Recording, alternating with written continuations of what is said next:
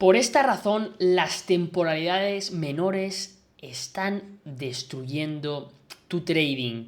Y ahora os lo voy a explicar, os lo voy a enseñar en el gráfico. Pero sobre todo quiero que entendáis que las temporalidades menores únicamente sirven para pequeñas confirmaciones. Nunca te puedes basar en tu análisis en temporalidades menores. Yo me he llevado muchísimos stops y no entendía por qué me llevaba esos stops. El problema que tiene muchísima gente es que trata de operar únicamente las temporalidades menores, ya sea M1 e incluso M5. El M5 es el mayor desastre que he podido ver en muchísimo tiempo, porque yo lo he probado por mi propia cuenta. Y si yo tengo un bias, se supone que tengo un bias, tengo una dirección clara, tengo el setup, se me dan las confirmaciones y me toca el stop loss una y otra vez, incluso llegando a tener un win rate negativo, algo está pasando, algo estoy haciendo mal. Y como a mí me ha pasado, yo he tratado de buscar la solución y aquí os voy a explicar la solución de cómo los timeframes menores M1 y M5 están destruyendo tu carrera como trader. Lo primero que hay que tener es una dirección clara, un bias. Si tienes una dirección clara y un objetivo acorde con las temporalidades mayores, tu trading será mucho más sencillo. Tendrás menos trades a lo largo de la semana y a lo largo del mes, pero tus trades tendrán una alta probabilidad, muchísimo mayor que si tomas trades en temporalidades menores. Acorde con un bias más estricto, que lo que hace es que, sí, tengas menos pips de stop loss, pero te toquen muchísimo más stop loss. ¿Por qué? Porque estás utilizando un stop loss muy corto. Y al tener un stop loss muy corto, estás exigiendo al mercado, estás exigiéndote a ti mismo que esa entrada que acabas de tomar es perfecta. ¿Y cuántas veces se toman entradas totalmente perfectas? Pues muy pocas, pero muy pocas. Las entradas sniper lo que hacen es que la mayoría de las veces no se te dé. Sí es verdad que cuando se te da te sientes súper bien, es súper gratificante una entrada sniper. Pero ¿cuántas veces se te dan esas entradas sniper? ¿Cuántas de ellas se van al stop loss? Pues te lo voy a decir yo, probablemente 7 o 8 de cada 10 se van a ir al stop loss. Y eso afecta muchísimo a tu psicología. Si tú tienes muchísimos stop loss y caes y no lo entiendes y vuelves a tener otro stop loss, habrá un momento en que vayas a tomar un trade que de verdad es adecuado, acorde con tu estrategia en timeframe mayores, no lo vas a tomar. ¿Por qué? Por miedo. Entonces lo que tratamos de evitar es que no haya miedo al entrar a un trade. Pero para que no haya miedo, se tienen que elegir esos setups que sean de verdad adecuados con tu estrategia y tengan alto éxito de probabilidad. Y ahora os voy a poner unos ejemplos de cómo, por ejemplo, teniendo una pequeña estrategia mecánica simple, que probablemente la habréis escuchado y si no la habéis escuchado la vais a aprender conmigo, como en timeframes menores deja de tener sentido. Como veis, he cogido dos ejemplos, los he cogido aleatorios, pero en esos dos ejemplos justamente me toca stop loss en las dos. Voy a estar buscando ahora en directo con vosotros, pero ver y veis que los timeframes menores lo único que dan son problemas. Y es verdad, dejar los timeframes menores, enfocados en timeframes superiores, M15, M30, H1, H4, es todo mucho más limpio. No hay prácticamente manipulación porque el mercado lo que hace es utilizar esos gatillos, esos order blocks, esas ineficiencias, esos fair value gaps.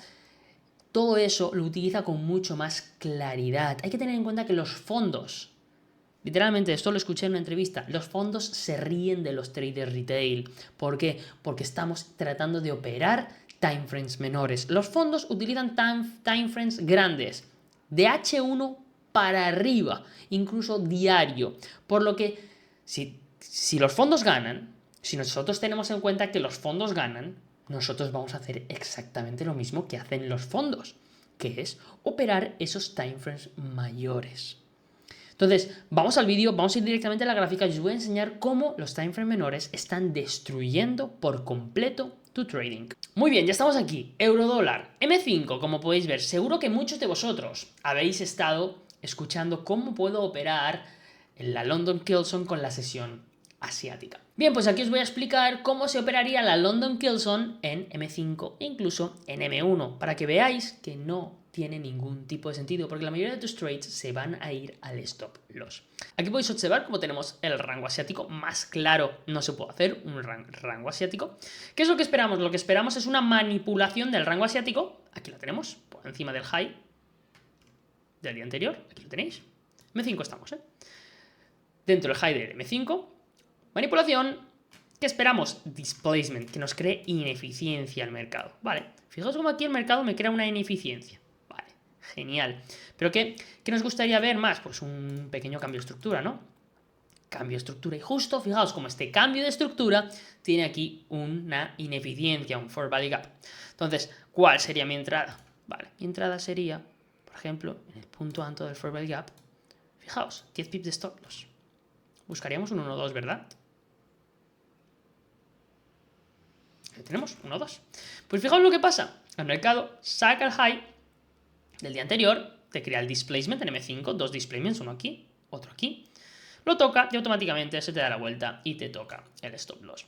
¿Por qué? Porque te has basado en una estrategia totalmente mecánica, la cual no tiene en cuenta la dirección que está teniendo el euro dólar durante esta semana en concreto. La dirección que tenía el euro dólar esta semana era totalmente alcista. Incluso si ahora yo, por ejemplo, pongo reproducción y me voy a M15, lo que podrás observar es lo siguiente. Pues por eso digo que M5 y M1 está destruyendo tu trading. Aquí tenemos el sweep, rompe aquí también y automáticamente, ¿veis cómo no cierra con un cuerpo de vela aquí? Vemos que aquí veis bajista algún tipo de ineficiencia, de fair value gap, de breaker. ¿Lo veis aquí? No, ni incluso el cuerpo de la vela cierra por debajo de esta estructura. Y esta es la clave. El cuerpo de la vela no está cerrando por debajo de la estructura. Simplemente es una mecha que está haciendo daño. ¿Haciendo daño a quién? A toda esa gente que está operando en M5. A toda esa gente que está operando en M1. Y es así. Y es así. Vamos a otro ejercicio. Vamos a otro. Vamos a otro que tengo aquí apuntado. Fijaos aquí. Aquí lo tenemos. Rango asiático. ¿Qué tenemos? Es que fijaos aquí, era aquí exactamente, fijaos aquí. ¿Veis cómo aquí manipula? Solo una. Pum. Todo esto estamos en horario New York, ¿vale? ¿Veis cómo manipula? Ok. Fijaos cómo incluso aquí me lo crea en M15, pero vámonos a M1. Perdón, M5. Fijaos aquí en M5. Pum, pum, pum, manipula, ok. Me crea el cambio de estructura. Perdón, me crea el cambio de estructura con un fair value gap, y esto podría ser un mitigation block. Viene, pum, mitiga, ok, yo tomo mi posición larga, ¿dónde? En el mitigation.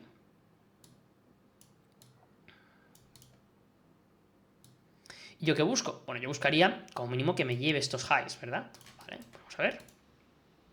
Pum. Directo al stop loss. Si lo podemos ver en M1, vamos exactamente lo mismo. Con estos dos ejemplos que os acabo de poner, podéis ver como siempre. Yo he cogido los dos ejemplos más rápidos que he cogido, ¿eh? Podría coger muchos más y probablemente algunos se me va a dar a take profit, pero he cogido los primeros.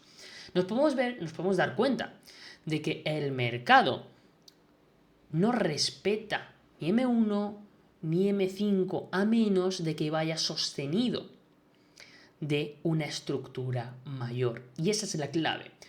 Quiero que te enfoques en timeframes mayores.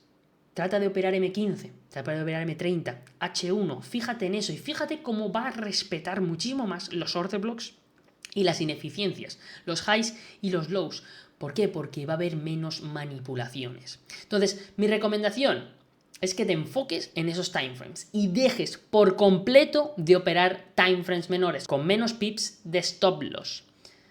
Pon un stop loss grande, de 15, 20, incluso 25 pips. Lo puedes tomar, ajustalo a tu riesgo. Y es exactamente lo mismo. Si tú tomas un trade de 15, 20, 25 pips, tú pones un 1 a 2 risk reward, por ejemplo. Entonces, si tú pones un 1 a 2, a lo mejor se te estará dando 50 pips de beneficio. Pero es que tú vas a poder coger todo el trade que se encuentre desde Londres cogiendo New York también. Entonces podrás dejar el trade abierto desde Londres hasta final de New York. ¿Por qué? Porque la mayoría de veces sí se dan esos tipos de trades. Simplemente tienes que ajustarlo, tienes que tener en cuenta los timeframes mayores y hacia dónde se está dirigiendo. Y deja de hacer gambling, deja de apostar a lo loco. Entiende de verdad cómo funciona el mercado.